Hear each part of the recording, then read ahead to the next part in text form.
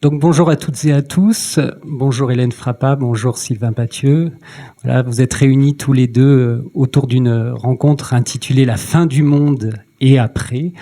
Alors bon, vous aurez remarqué que ces derniers temps, il y a effectivement beaucoup de fiction dans le roman, dans le cinéma, dans les séries, qui construisent, qui mettent en scène, qui créent avec plus ou moins de bonheur, plus ou moins d'originalité, des mondes et des hommes et des femmes d'après la fin des temps, d'après la catastrophe, d'après une catastrophe, qu'elle soit nucléaire, climatique, guerrière, ou alors peuplée de zombies. Et il est vrai, on peut dire d'une certaine manière, que vos deux livres, Le Dernier Fleuve, publié chez Actes Sud, pour vous, Hélène Frappa, et Forêt Furieuse, pour vous, Sylvain Pathieu, publié au Rouergue, se saisissent un petit peu de ce motif qui semble obséder notre temps, mais pour le dérouter, pour l'amener ailleurs, pour le tirer vers vos propres obsessions d'écrivain et pour offrir des romans infiniment plus complexes, infiniment plus intéressants qu'un simple récit post-apocalyptique. Alors, en ce début d'après-midi, il va être beaucoup question d'enfance, il va être question des sortilèges de l'écriture, il va être question de survie, il va être aussi question sans doute peut-être d'émancipation, et puis il va être question des puissances d'une nature, qui est parfois bienveillante, qui est parfois hostile. Et vous aurez également remarqué que dès les titres mêmes des deux romans dont il va être question aujourd'hui, la nature est immédiatement présente sous deux de ses formes qui pour nous sont les plus évidentes, les plus élémentaires. Le fleuve chez vous, Hélène, et puis la forêt chez vous, Sylvain. Hélène, lorsque le dernier fleuve débute, le lecteur voit approcher deux enfants. On apprend immédiatement que ce sont deux frères qui se nomment Mo et Joe, un frère de 10 ans, un frère de 5 ans. Au début, ils sont presque indifférenciés, l'un porte l'autre, et puis presque indistincts, et puis ils se séparent, et ils s'échouent là, ils ne peuvent pas aller plus loin, et on découvre assez vite, quelques pages plus loin, qu'ils ont abouti au bord d'un fleuve, au bord d'un très grand fleuve.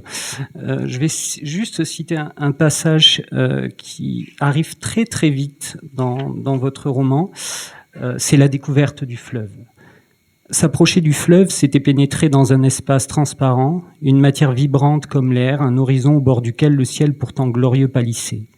Mo aussi aurait voulu y boire, s'y plonger, ouvrir grand la bouche, jusqu'à ce que la source claire circule à travers son corps, inonde ses artères et ses veines, qui de rouge deviendraient bleues.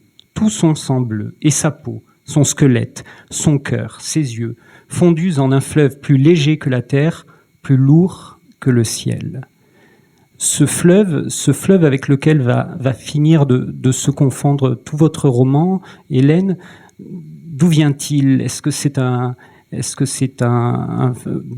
fleuve imaginaire ? Est-ce que c'est un fleuve qui a des racines dans votre enfance, dans votre vie ? Vous l'avez connu, ce fleuve ? Alors, il vient d'une forêt féroce. D'ailleurs, je fais souvent le lapsus, j'ai remarqué, à propos du livre de Sylvain, je me trompe souvent en l'appelant forêt féroce. Forêt féroce, c'est un terme qu'on trouve chez Dante dans l'Enfer.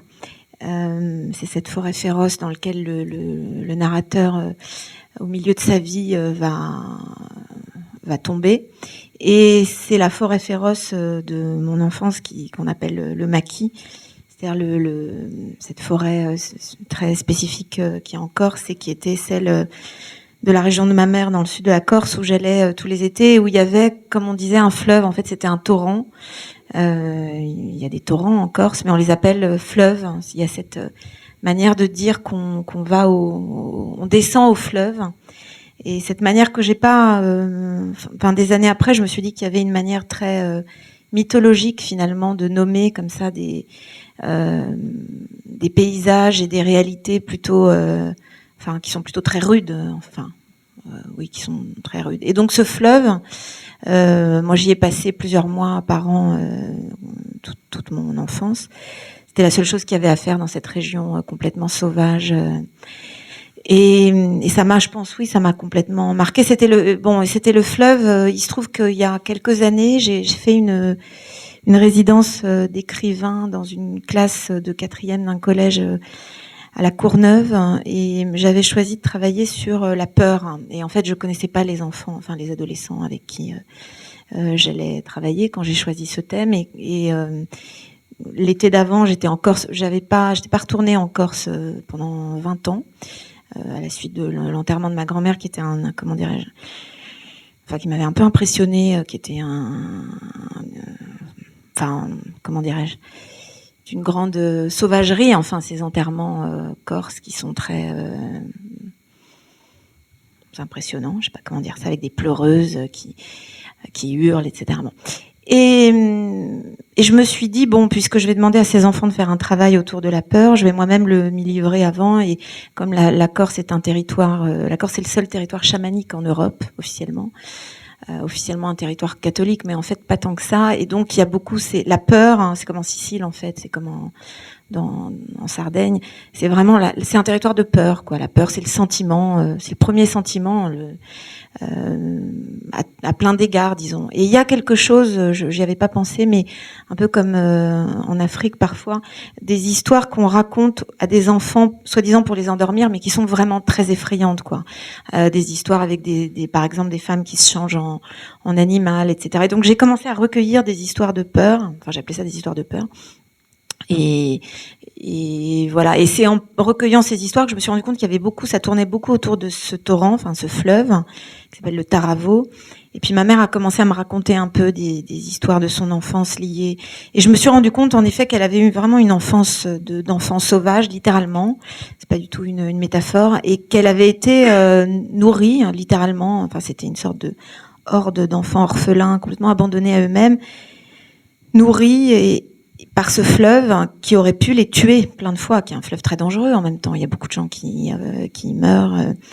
Et voilà. Et peu à peu, ça a commencé à me hanter, cette histoire de fleuve. Et bon, des années se sont écoulées entre le premier livre que j'ai écrit, qui s'appelle N'oublie pas de respirer, qui était consacré à ce territoire de la Corse et à cette langue maternelle qui pour moi était moins une langue qu'une forêt. Justement, je disais que ma langue maternelle, c'était une forêt féroce qui était le maquis. Et puis, j'ai voulu fictionnaliser ce fleuve. Enfin, moins le fictionnaliser, parce que ce mot est vraiment un peu idiot, que le rendre de plus en plus universel, hein, faire que ce soit le fleuve de tout le monde, quoi, en fait. Pas un fleuve spécifique dans un territoire très particulier comme la Corse, mais le fleuve, oui, le fleuve de tout le monde. Et c'est devenu, bon, peu à peu, ce fleuve-là, sachant qu'évidemment, avec les années, il y a eu une accélération historique très grande qu'on ressent de plus en plus, qui est la disparition des fleuves, l'évaporation littéralement des fleuves. Il y a beaucoup de fleuves que j'ai pu connaître, par exemple en Italie, qui se sont évaporés littéralement. Des espèces disparaissent, des oiseaux disparaissent. Et donc tout ça, peu à peu, s'est mis à hanter ce livre. Alors on va quitter les rives du fleuve et puis effectivement on va s'enfoncer un instant dans la forêt avec vous, Sylvain. Nous allons voir très rapidement qu'il y a tout un groupe d'enfants, les enfants de Melchisédek, qui entretiennent avec cette forêt que vous décrivez, que vous mettez en scène, un lien particulier. Je vais juste commencer par un tout petit extrait, la lecture d'un petit extrait pour aussi donner à entendre votre écriture. La petite, elle veut tout faire toute seule, retourne souvent en forêt. Elle l'apprivoise ou elle se laisse apprivoiser. Elle est toujours étonnée. Les arbres sont plus grands que les immeubles de là où elle était avant. Mais ici, personne ne bicrave aux pieds. Des fois, elle s'arrête et elle regarde les feuilles. Ça fait de la dentelle ou parfois c'est bien net, découpé. Elle regarde les cailloux, elle les touche, elle les soupèse. S'il fait trop chaud, elle s'allonge dans la mousse. Pas trop longtemps, il y a des bêtes. Elle arrache l'écorce des troncs, elle essaie de les escalader pour voir plus loin. Cette forêt, qui est la forêt de l'enfance, à la fois terrifiante, peuplée de créatures étranges, mystérieuses, et aussi pleine de ressources et d'enchantements, c'est le lieu où on fait des cabanes. Je crois qu'elle vient d'une forêt particulière pour vous, puisque c'est une forêt qui a réellement existé, mais qui n'est plus. Oui, c'est la forêt de Bondy. La forêt de Bondy, donc dans le 93, en Seine-Saint-Denis. Donc, moi, j'habite juste à côté, j'habite à Noisy-le-Sec. Et en fait, quand j'ai commencé à écrire ce livre, au début, c'était dans le cadre d'une résidence à la médiathèque de Bondy. Donc, j'habitais pas encore là-bas. Et donc, bon, comme je m'appelle Sylvain, ça vient du latin silva, qui veut dire silva, qui veut dire la forêt. Et j'ai toujours beaucoup aimé aller me balader en forêt. Et je me suis dit, bon, comme je vais faire une résidence en Seine-Saint-Denis, je vais faire une résidence sur la forêt, parce qu'après tout, pas parce qu'on est en Seine-Saint-Denis qu'on doit faire une résidence sur le béton ou sur les motos, enfin je sais pas. Bon. Donc du coup j'ai choisi ça comme thème de résidence. Et il se trouve qu'il y a eu une forêt qui a existé, qui s'appelait la forêt de Bondy, qui depuis a été rattrapée par l'urbanisation, mais qui est une forêt importante parce qu'il y a eu il y a Victor Hugo qui met en scène des scènes dans Les Misérables. Il y a eu aussi Sade, le marquis de Sade. Il se passe aussi des choses dans la forêt de Bondy. Donc voilà, donc quand j'ai lancé ce thème de résidence, j'ai pensé à ça. Et puis c'est vrai aussi que comme le Bondy, c'est un territoire dans lequel il y a vraiment des gens de toutes origines. Il y a beaucoup d'immigration. Et j'avais envie de pas faire parler les gens sur la forêt. Parce que quand on est en résidence, un des principes, c'est de rencontrer des personnes du territoire dans lequel on est en résidence et de travailler avec ces personnes. Et donc faire parler sur la forêt, je trouvais que c'était assez facile parce qu'on a tous des forêts d'enfance, parce que en plus dans ce territoire-là, c'est des forêts, de la forêt tropicale, de la forêt méditerranéenne, de la forêt de montagne. Enfin voilà, il y a vraiment plein de types de forêts différentes. Et c'est comme ça que j'ai eu cette idée de commencer à travailler sur la forêt. Et vraiment pour moi, c'était intimement lié à l'enfance, à cet imaginaire d'attrait et de peur à la fois qu'on peut avoir pour la forêt. Il y a plein d'histoires de contes pour enfants qui se passent en forêt, sur Hansel et Gretel, Le Petit Poucet. Voilà, il y a vraiment pas mal d'histoires où ça commence dans la forêt, Blanche-Neige. Donc voilà, comment ça c'est parti de là au départ. Merci.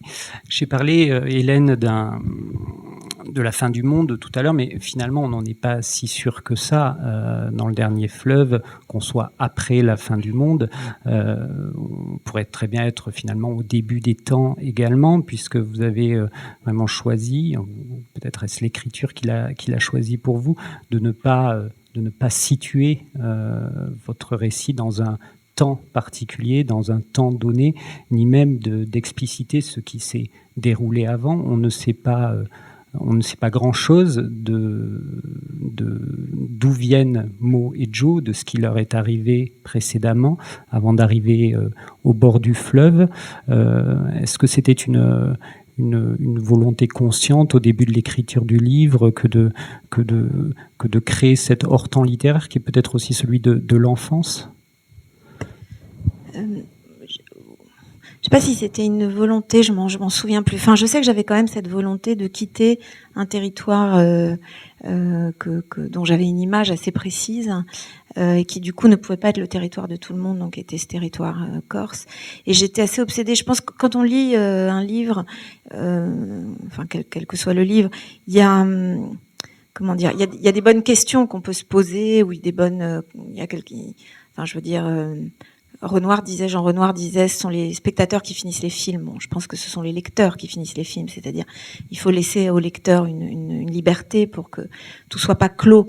Mais il y a des mauvaises questions. Et les mauvaises questions, ça fait partie vraiment du travail artisanal de l'écriture, de faire en sorte que les lecteurs se les posent pas. Et je voulais pas, par exemple, que la lecture soit arrêtée par des questions du genre où ça se passe, quand ça se passe, pourquoi il y a telle chose. Donc ça, c'était assez difficile, mais il fallait qu'il y ait, voilà, que c'est un pacte de croyance, quoi, que dès le début, on croit que... Alors moi, au début, j'avais beaucoup travaillé, j'étais un peu obsédée par... Il fallait que ça puisse se passer, qu'il y ait une compatibilité géographique, par exemple, entre tous les continents. Alors donc, j'ai cherché des types d'arbres qui auraient pu être aussi bien, j'en sais rien, en Amérique, en Chine, en Europe. Bon. Donc, j'ai pas mal enquêté. Pareil, les poissons, les oiseaux. Et puis peu à peu, c'était important de faire ce travail d'archiviste. Puis bon, par exemple, je connais rien à la pêche, donc il fallait quand même que j'apprenne la pêche, évidemment, puisque c'est des personnages qui sont en situation de survie, ils ont rien à bouffer en fait au début donc ils vont mourir en fait Si je les nourris pas moi déjà, c'est moi déjà qui dois les... Non, je disais parce que mon sac est plein de gâteaux pour mon fils. Mais si je les nourris pas, ces pauvres personnages, c'est ce que dit Stephen King, il dit, mais si l'écrivain, il les nourrit pas, ces personnages, ils crèvent de faim. Donc, c'est ça, d'écrire une phrase. Donc, il faut que chaque phrase, finalement, doit leur apporter quelque chose pour continuer. Mais c'est pareil que le lecteur qui, dans le meilleur des cas, est censé ne pas pouvoir lâcher le livre et continuer de phrase en phrase. Donc, c'est une manière aussi, peut-être, de nourrir le lecteur. Pourquoi je parle de nourriture? C'était quoi la question? Non, c'était justement sur cet hors-temps littéraire. Oui, non, mais parce que de toute façon, c'est essentiel. Puis de toute façon, il y a un lien assez fort, à mon avis, entre faire à manger et écrire. Mais donc voilà, je voulais peu à peu que ça devienne le fleuve, je disais, le grand fleuve unique. Il y a une mythologie dans l'histoire que le grand frère raconte à son petit frère, qui est que dans la nuit des temps, il y avait un seul fleuve, en fait. Et puis, ce fleuve coulait dans les deux sens. Je me suis dit, après tout, au début, j'étais assez arrêtée par cette histoire. Il y a toujours la métaphore dans la philosophie du fleuve comme le côté irréversible de la vie humaine. Ça coule dans un sens et puis on peut pas revenir en arrière. Pourquoi on pourrait pas revenir en arrière? Bon, en fait, on fait ce qu'on veut quand on écrit. C'est ça qui est beau. Il y a une liberté. Donc, pourquoi le fleuve coulerait pas dans les deux sens? Et donc ça devait être le fleuve. Et c'est vrai que du coup ça s'est inscrit, mais c'était pas une décision, mais peu à peu je m'en suis rendu compte et j'ai vu que ça devait être comme ça et qu'il fallait s'y accrocher dans une sorte de temps anhistorique qui est celui du mythe probablement, et où on doit pas se demander, même s'il y a des éléments de modernité sans aucun doute, mais on doit pas se demander à aucun moment où ça se passe quand ça se passe. En tout cas, ça doit pas arrêter la lecture.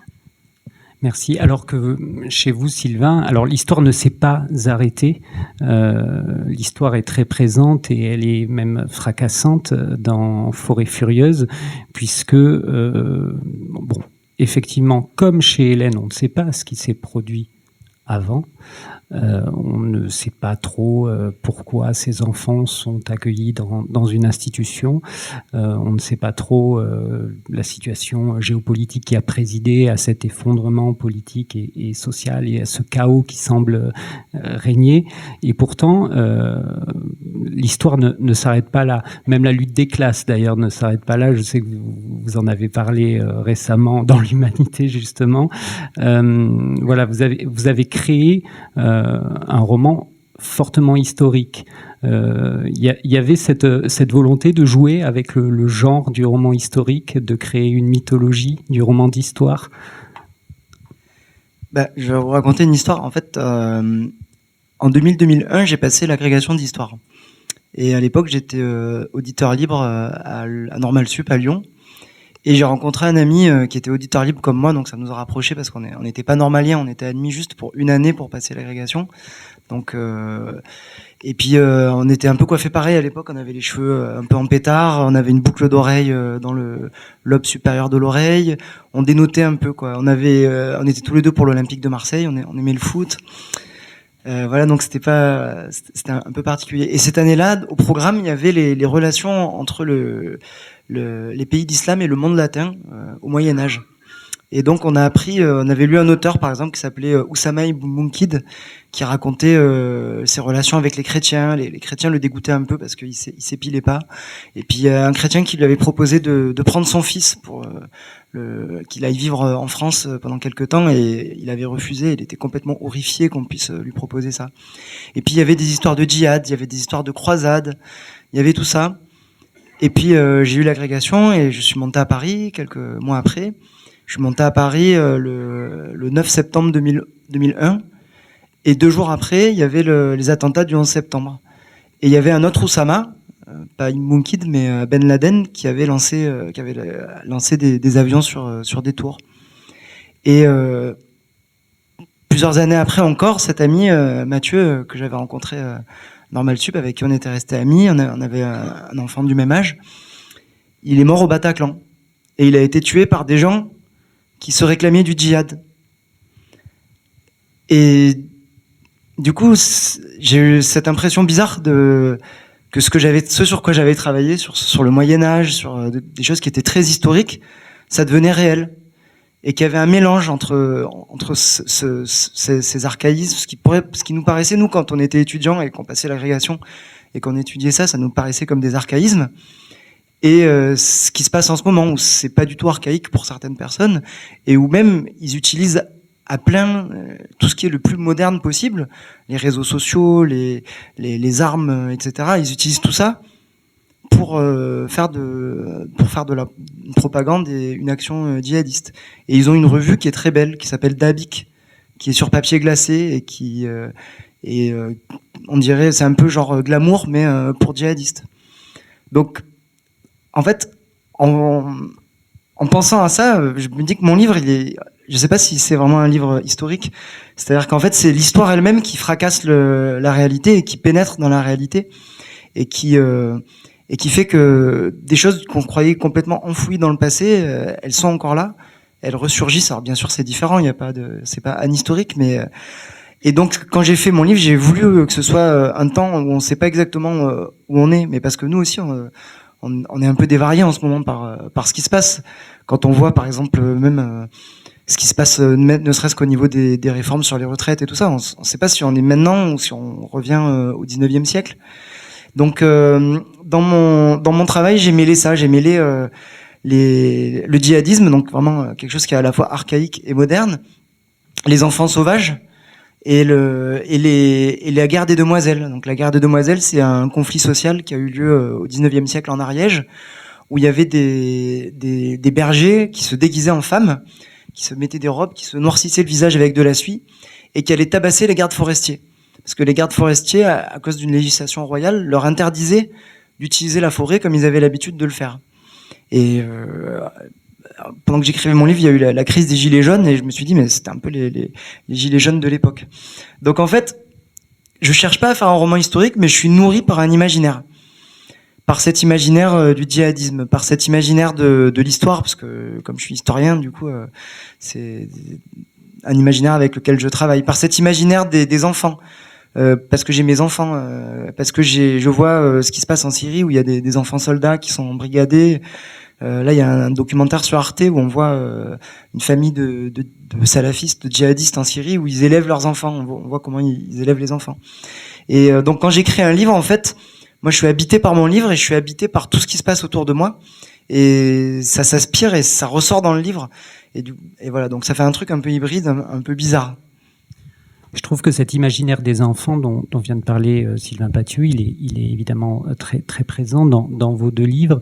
Hélène, on a souvent l'impression de voir le monde, de voir le fleuve, de voir l'intérieur des forêts, des bosquets, toutes les richesses de la nature à travers les yeux de ces enfants, à travers une forme de peur, fascination. Comment ça s'est joué au niveau de l'écriture, parce que c'est évidemment pas un livre pour enfants, c'est un livre certes avec 2 enfants, mais c'est presque un livre qui est écrit je ne sais pas si on veut dire du point de vue de 2 enfants, alors même que c'est une langue qui est très littéraire.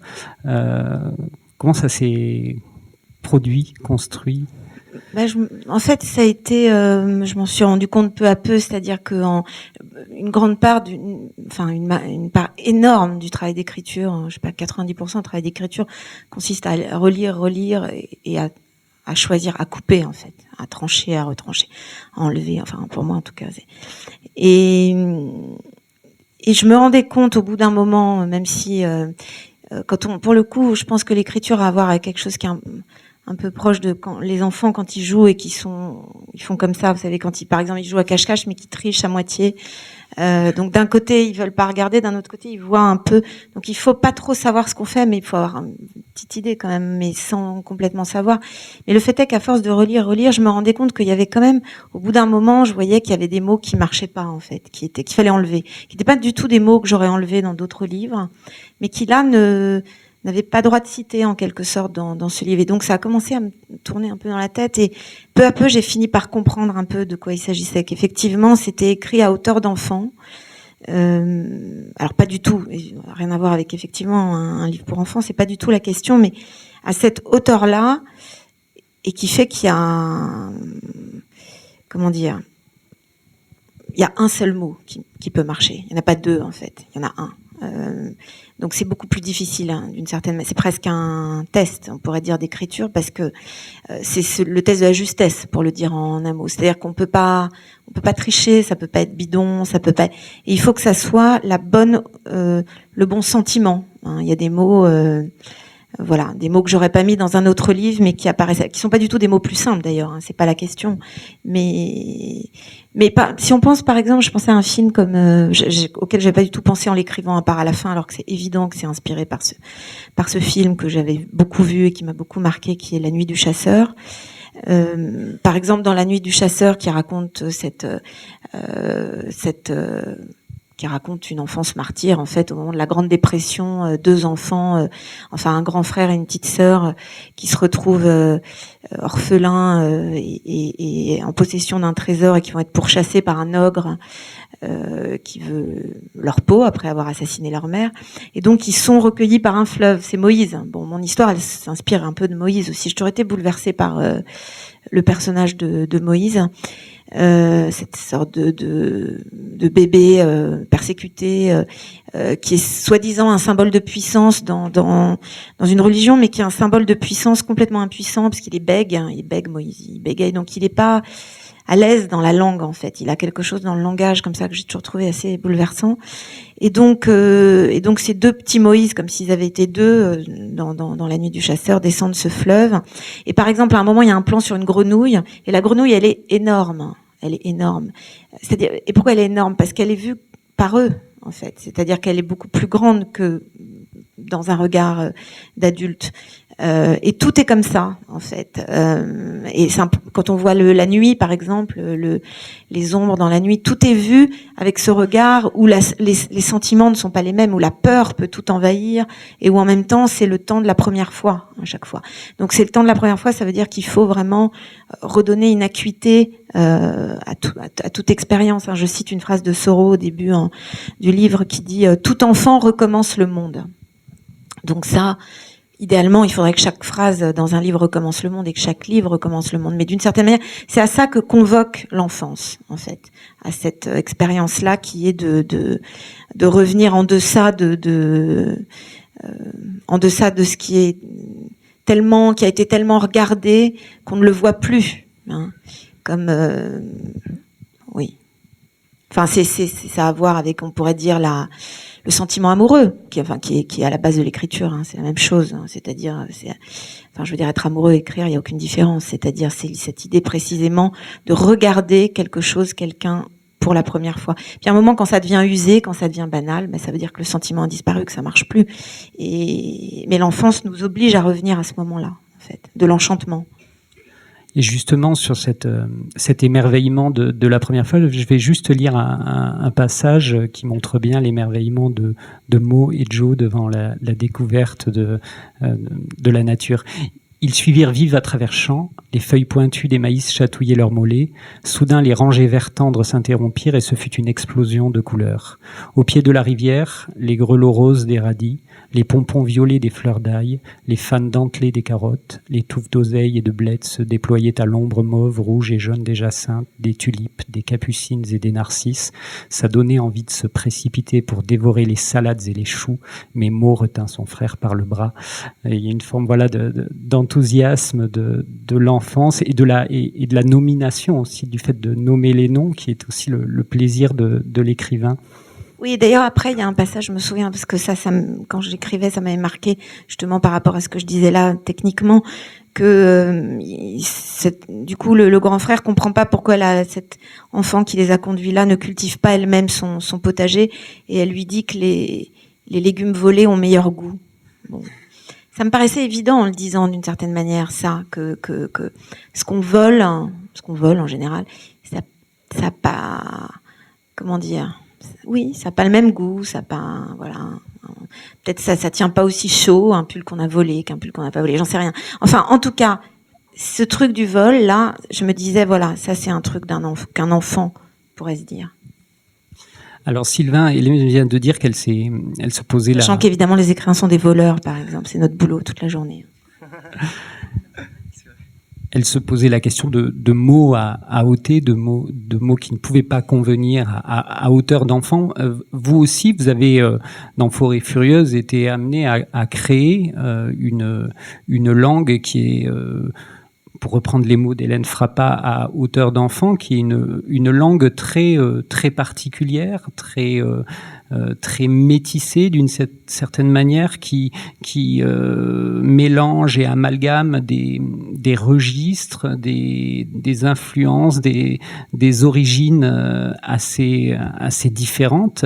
Est-ce que vous pourriez nous parler un petit peu de ce travail sur la langue et de cette création d'une langue? Pour travailler sur ce livre, sur la langue, j'ai eu plusieurs influences. Donc d'abord l'influence de mes enfants. En fait, c'est bête à dire, mais ils sont à un âge où ils racontent beaucoup d'histoires.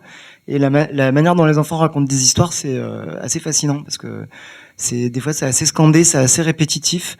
Des fois c'est presque comme des rêves, quoi. Il y a des trucs illogiques qui pour eux sont très logiques, mais ils sautent des étapes, quoi. Donc bon, ça me plaisait bien. Puis il y a une certaine cruauté aussi. Ils aiment bien les histoires où, je sais pas, où il y a des loups qui dévorent des animaux, des trucs comme ça, quoi. Donc des fois on veut les épargner, mais en fait ils sont parfois plus cruels que nous. Donc ça c'est une première influence. Et puis je vois mes enfants qui évoluent avec leurs copains, leurs copines, tout ça. Et également l'influence du rap, en fait, et puis de l'argot du rap, parce que c'est une musique que j'écoute pas mal. Et parce que en fait quand j'écris, j'essaye de rythmer mes phrases, de rythmer les textes que j'écris. Donc il y a un côté un peu scandé à certains moments dans le livre. Il y a un personnage qui scande, qui est une sorte d'aède, de poète, quoi, qui scande des choses. Donc ces différentes influences se mélangent dans le livre. Et puis en fait il y a un côté un peu épique. J'ai essayé de faire une sorte de livre un peu épique. Juste avant, j'avais fait un roman de pirate où il y avait ce côté-là aussi un peu épique. Donc en ce moment, je vais être dans une veine épique avec beaucoup de personnages, avec un roman choral et tout ça. Et c'est vrai que le livre d'Hélène, en fait, je l'ai lu quand j'étais en train de terminer celui-là, et ça m'a beaucoup frappé parce que elle avait super bien réussi ce que moi j'essayais de faire. Enfin, c'est-à-dire, moi j'aimais beaucoup son travail déjà parce que j'avais lu beaucoup de ses livres, et je trouve qu'elle réussit pour moi, c'est une des rares autrices françaises qui fait du fantastique. Je sais pas si tu te reconnaîtras là-dedans, mais c'est-à-dire qu'on est toujours à la limite. On sait jamais si c'est vrai ou si c'est imaginaire, si c'est fantastique ou si ça se l'est pas. Et voilà, moi c'est cette ambiguïté là que j'aime beaucoup, et puis aussi cette écriture qui arrive à semer le doute comme ça. Et dans ce livre, il y avait l'aspect conte que je retrouvais. Moi, je l'ai raconté à mes enfants, en fait, ce livre, et il les a happés, tout comme il m'avait happé. Ouais, le soir, je leur racontais. Ils mangeaient super bien quand je leur racontais parce que ils parlaient pas, ils écoutaient. Et donc, bon, bien sûr, je simplifiais certains passages, mais ils étaient vraiment happés par l'histoire, quoi.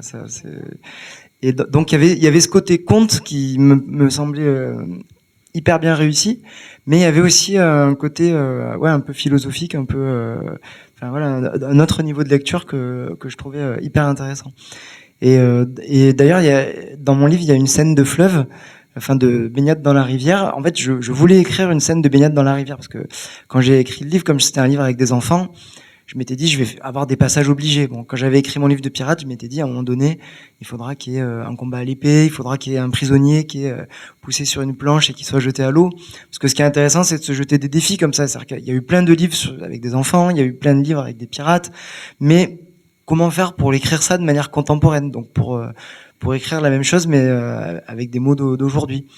Et donc je mets dans mes passages obligés d'histoire d'enfants, il y avait les cabanes dans la forêt et il y avait la baignade dans le fleuve, parce que les enfants, quand on les met près d'un fleuve, enfin d'une rivière, ils font plein de petits barrages avec des cailloux, ils restent des heures les pieds dans l'eau, on veut lire tranquille mais on peut pas, on est obligé de les surveiller parce que on a toujours peur qu'ils se noient. Et donc je savais que j'avais ce passage-là que je voulais faire, et je suis tombé sur le livre d'Hélène. Et voilà, donc ça m'a donné du souffle, en fait, aussi pour écrire mon passage qui se passait près de la rivière. Donc Ouais, je crois que quand on écrit, en fait, il y a des livres comme ça qui arrivent à vous motiver. C'est-à-dire, on peut se dire, quand on lit un livre qui est très bien, on peut se dire, oh là là, j'arriverai jamais à la cheville, j'arriverai jamais à faire ça et tout ça. Mais il y a une autre. Moi, j'essaie de pas me mettre dans cet état d'esprit, plutôt au contraire, de me dire, ça me donne envie d'écrire, quoi. Un peu, je sais pas, quand je vais voir des matchs de foot où je vois jouer Franck Ribéry ou Zinedine Zidane, ben, j'ai qu'une envie, c'est aller jouer au foot, même si bon, j'ai pas le même niveau, mais voilà, quoi. Donc voilà, ça produit un peu des choses comme ça quand je lis des livres que j'apprécie. Et alors justement, toujours pour rester sur l'enfance, il y a souvent la plupart des récits d'enfance ou qui mettent l'enfance au cœur de leur narration sont ce qu'on pourrait appeler des romans d'apprentissage ou des récits d'apprentissage. J'ai l'impression que, enfin, j'en suis même certain que c'est pas du tout le cas chez vous, Hélène Frappat. On peut pas du tout considérer que Mo et Joe soient pris dans un récit d'apprentissage, même s'ils ne cessent d'apprendre, de découvrir des choses, parce que souvent les romans d'apprentissage, c'est finalement renoncer à la part d'enfance et renoncer au merveilleux, alors que votre roman est saturé de merveilleux, et même finalement, plus on avance et plus les personnages que l'on suit sont amenés à l'accepter, ce merveilleux, à l'intégrer. Comment vous avez travaillé toute la dimension merveilleuse du récit, parce que il y a des centaines et des centaines d'influences, on a lu de très nombreux contes, de très nombreux récits merveilleux. Quand on est écrivaine et qu'on doit créer des personnages merveilleux, comment on fait pour éviter, pour ne pas tomber dans des clichés, pour renouveler encore un peu plus ce merveilleux-là? Je pense que moi j'ai pas peur des clichés. Je pense que ce que disait Sylvain à l'instant à propos, par exemple, des clichés du film ou du roman de pirate, c'est des passages obligés. Mais je trouve que tout ce que vient de dire Sylvain, je l'écoutais et je me disais, finalement, c'est une sorte de réponse à tout ce autour de quoi on tourne là aujourd'hui, autour de la question de l'enfance. C'est-à-dire, ça, pour moi, enfin, ce que j'entends dans ce que tu dis, je pense que voilà ce que c'est qu'un écrivain. Enfin, si vous voulez savoir ce que c'est qu'un écrivain, bah, c'est ce que vient de dire. Et qu'est-ce que j'entends par là? C'est la porosité, en fait. C'est la porosité, c'est-à-dire effectivement. Alors, moi, je suis d'accord avec toi. Il s'agit pas de se dire, je sais pas, Shakespeare a fait ci, ça. Mais c'est pas la question. La question, et finalement, j'en reviens. Je vais vraiment avoir l'air obsédée par la nourriture, mais c'est la même question que celle de la nourriture. C'est moi, je pense par exemple un auteur qui est très considéré comme très difficile, comme James Joyce, moi que j'aime beaucoup. C'est comme vous lisez ça, c'est comme si vous mangiez quelque chose de bon. Littéralement, d'ailleurs, c'est ça qu'il faisait en fait. Et je pense que quand tu parles d'écouter tes enfants, ou de lire mon livre ou autre chose, ou d'être dans la forêt de Bondy, ou cette histoire des demoiselles là dans l'Ariège, il s'agit de se laisser comme ça. Pénétrer. Alors Annie Ernaux dit « Je me laisse pénétrer comme une vieille putain ». Fin de citation. J'adore cette phrase. On peut le dire de 1000 manières différentes. On peut faire l'image de la vieille putain ou de ce qu'on veut, ou de la nourriture. Mais c'est la porosité. Et la porosité, c'est à voir avec l'enfance. C'est-à-dire que les enfants sont d'une porosité presque folle. Hein.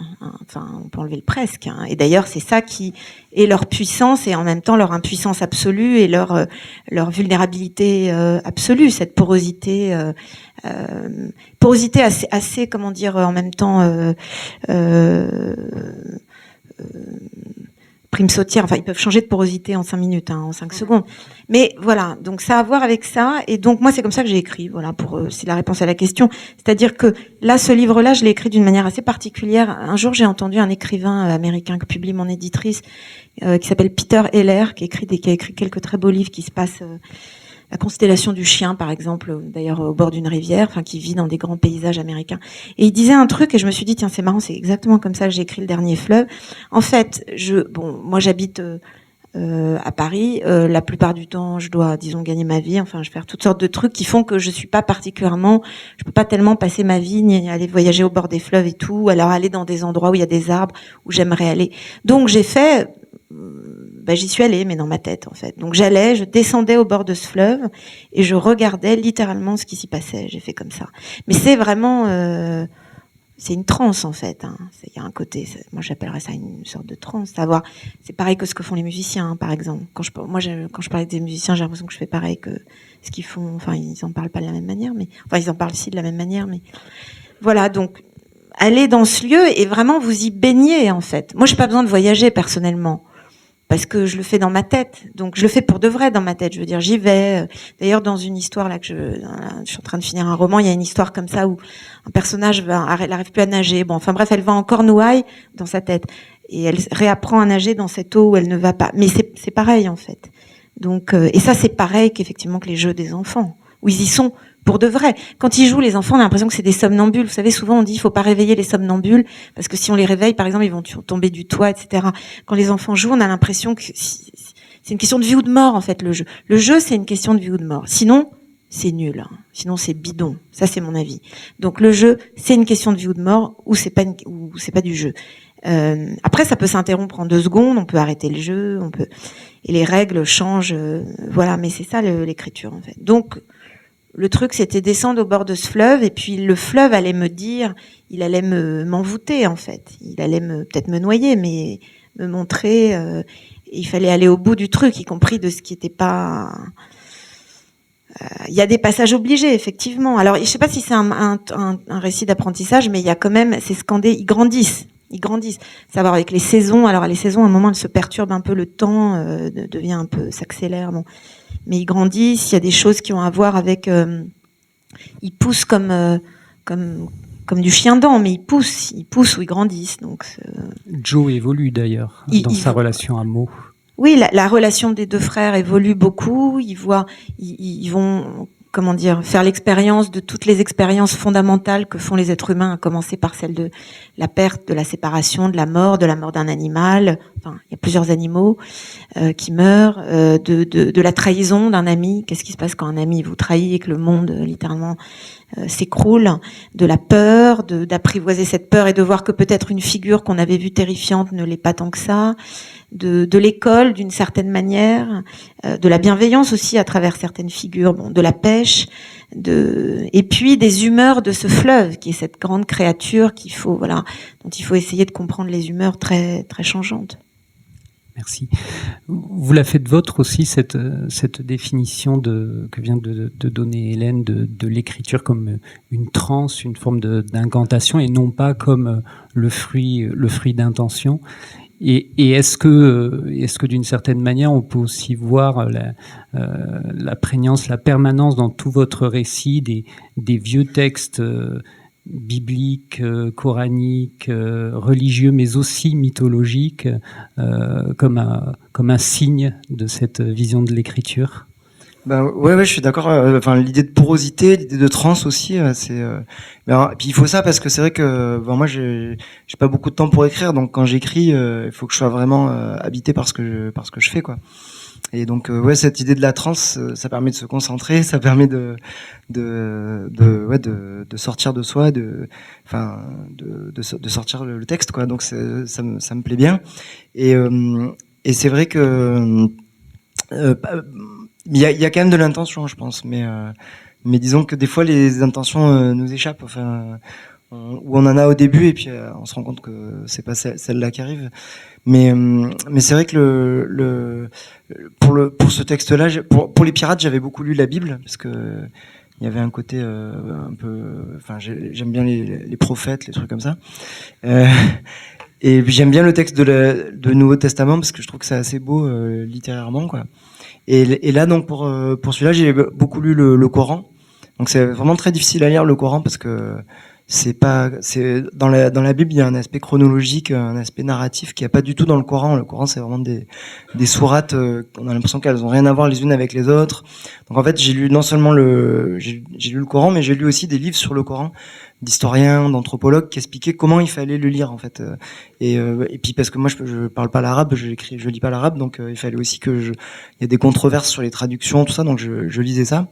Et là, j'ai vu qu'il y avait le Coran des historiens qui sortait. Là, je pense que je vais le mettre sur ma liste des cadeaux de Noël.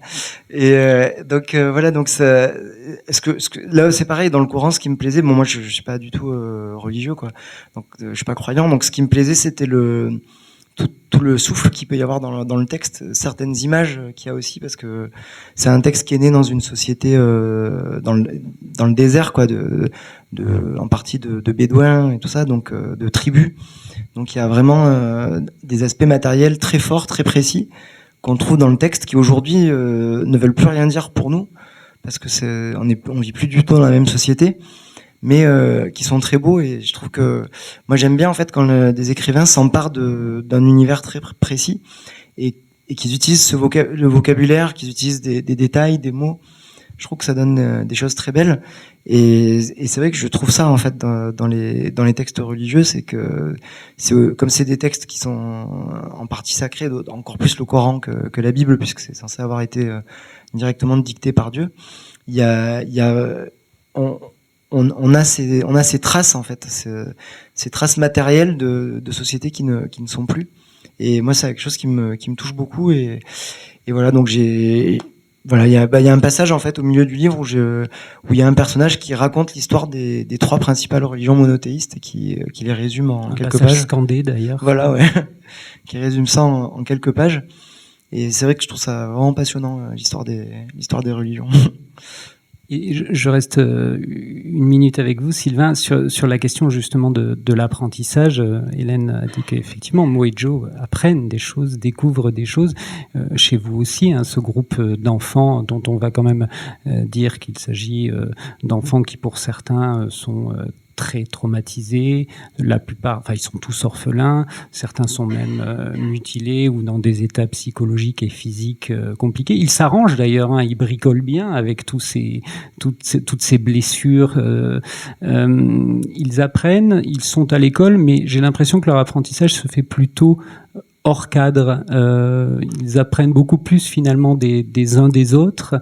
Ils apprennent aussi grâce à des intercesseurs extérieurs, qui sont d'ailleurs souvent des intercessrices. La femme arbre, dans le cas d'Onyx. Voilà, j'aimerais vous entendre un petit peu sur cette question. En fait, une des sources du livre, c'est un ouvrage que j'avais chroniqué pour une revue d'histoire en tant qu'historien, sur le projet des écoles pédagogiques dans la forêt, qui est un projet qui était au début du XXe siècle, qui est né en Allemagne et dans les pays scandinaves, mais qui a eu lieu aussi en France. Où leur projet, c'était de mettre des enfants en difficulté ou des enfants malades, parce qu'il y avait beaucoup d'enfants qui étaient malades à l'époque. Il y avait la tuberculose, les maladies comme ça.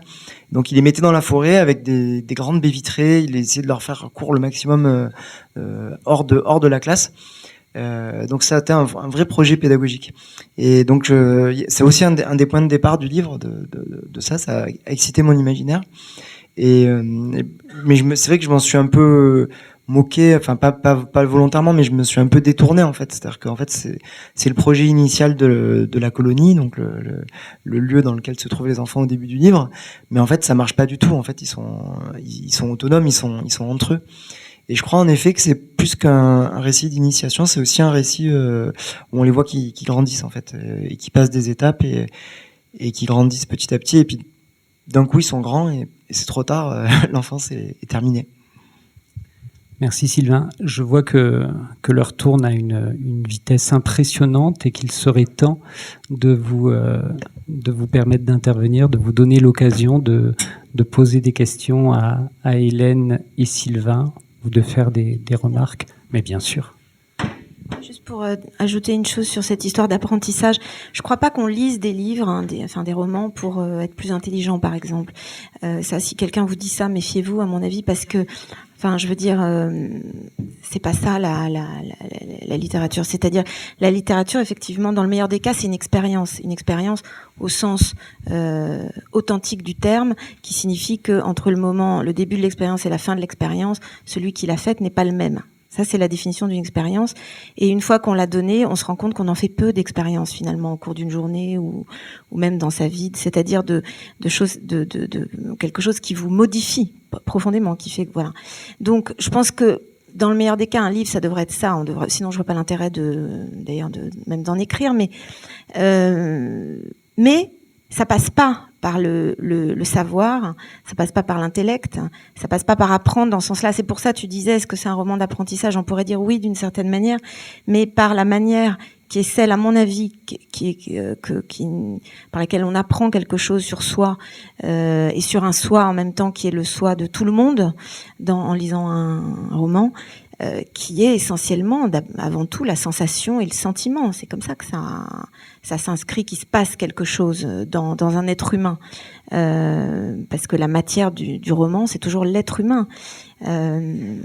Voilà. Donc c'est l'apprentissage. Je dirais qu'on peut conserver ce terme d'apprentissage, mais si on le débarrasse de son côté, ça se passe pas au niveau de la tête. Vous voyez, c'est plus bas en fait. Et je pense les écrivains, ils écrivent avec leurs mains quand même, que ce soit sur un ordinateur ou sur une feuille de papier, c'est pareil. Et la main, c'est quelque chose de très concret. C'est comme un boulanger, c'est comme un artisan. Et c'est très important ça. C'est le corps en fait. On écrit avec son corps. Et quand on n'écrit pas avec son corps, à mon avis, bon. Enfin, voilà. Chaque mot, il doit passer par là. Il doit passer par là. Donc, voilà. Et je me permets d'ajouter un témoignage de lecteur. Effectivement, se baigner dans ce dernier fleuve, vous pénétrez cette forêt furieuse, effectivement, ça a des effets et vous en sortez, dans les deux cas, changé d'une certaine manière. Alors, c'est à vous. Est-ce qu'il y a des questions dans la salle ?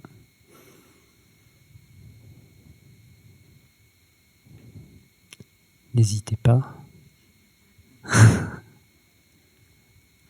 Monsieur, il y a une question, je crois. Là-bas, monsieur en bleu. Monsieur ? Ah, vous êtes d'accord.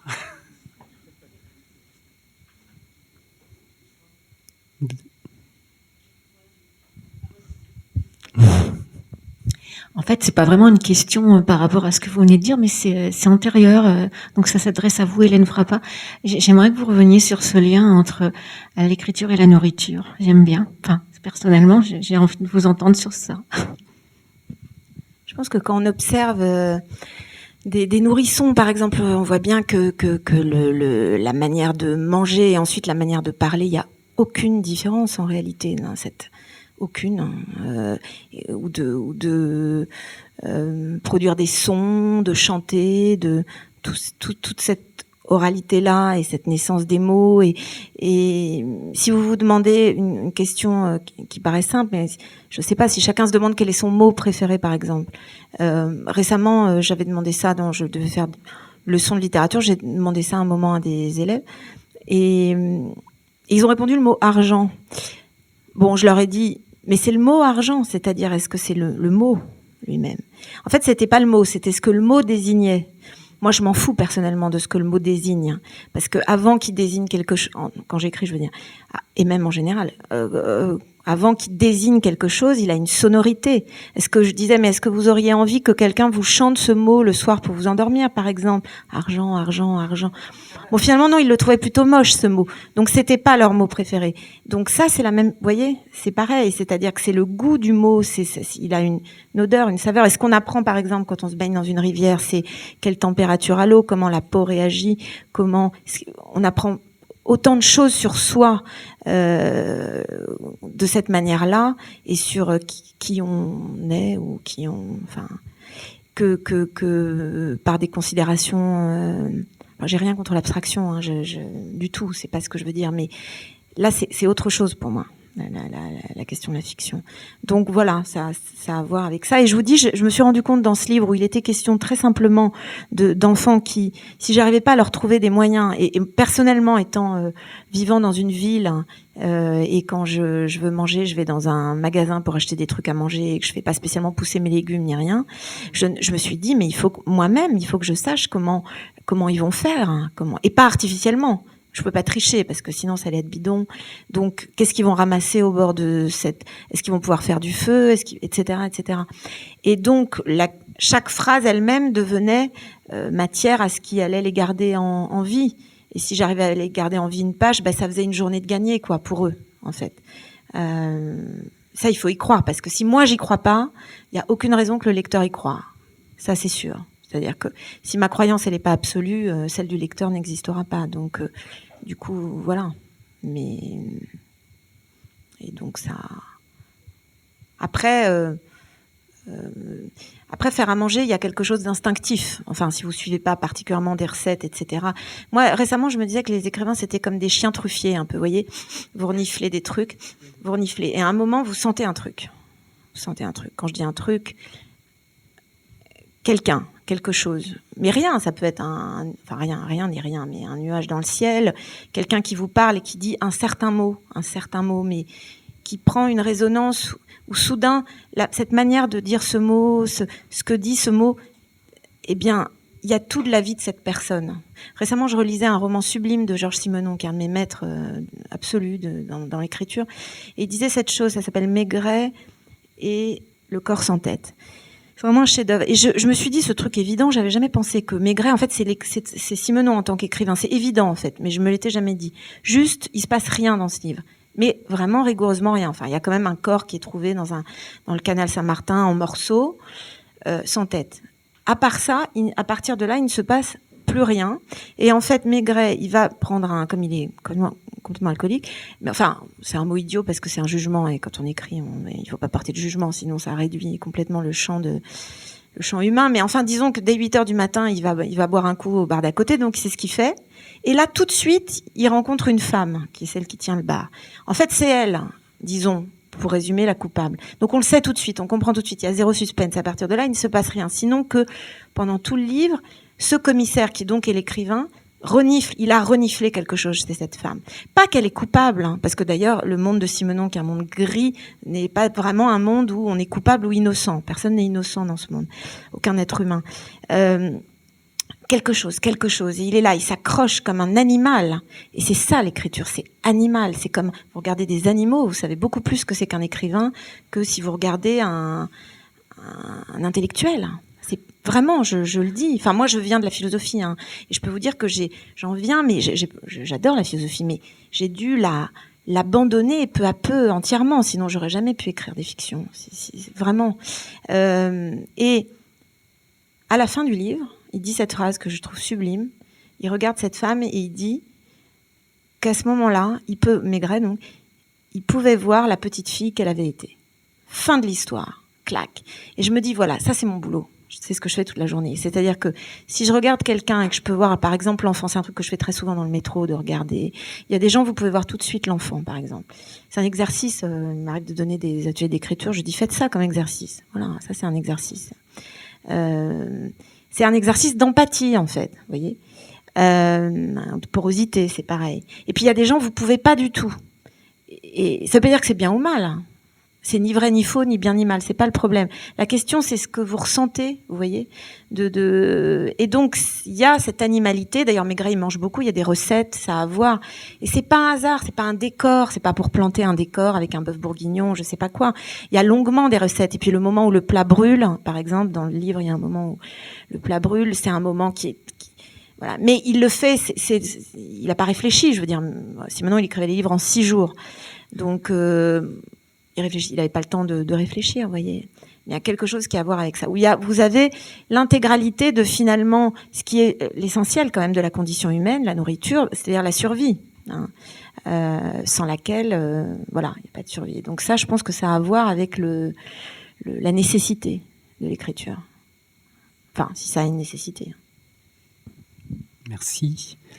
Cédric, on a le temps de prendre une dernière question, s'il y en a une. Voilà, il y a monsieur.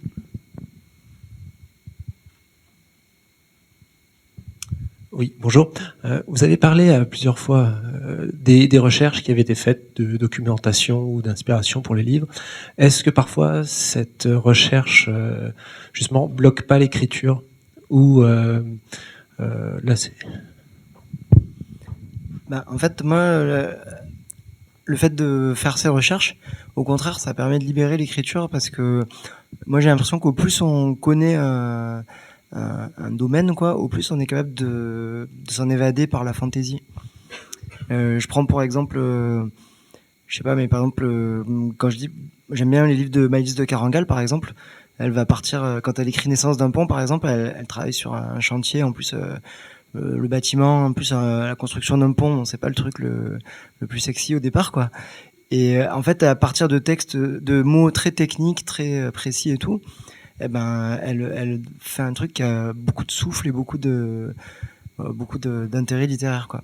Donc je pense que bien connaître en fait l'univers dans lequel on travaille et sur lequel on travaille et dans lequel on veut faire pénétrer le lecteur, c'est une manière de s'en affranchir, parce que quand on connaît pas, on peut pas s'affranchir, on peut pas se libérer et faire preuve de sa fantaisie. Mais quand on connaît, on sait, on maîtrise mieux, donc on peut partir.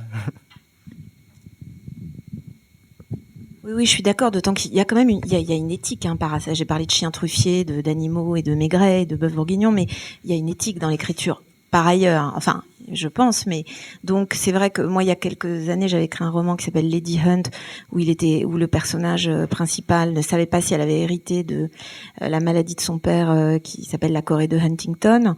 Bon, enfin, je veux dire, ça serait quand même dégueulasse d'écrire un livre, à mon avis, un livre comme ça, sans avoir passé un temps assez long pour essayer un peu de comprendre de quoi il est question.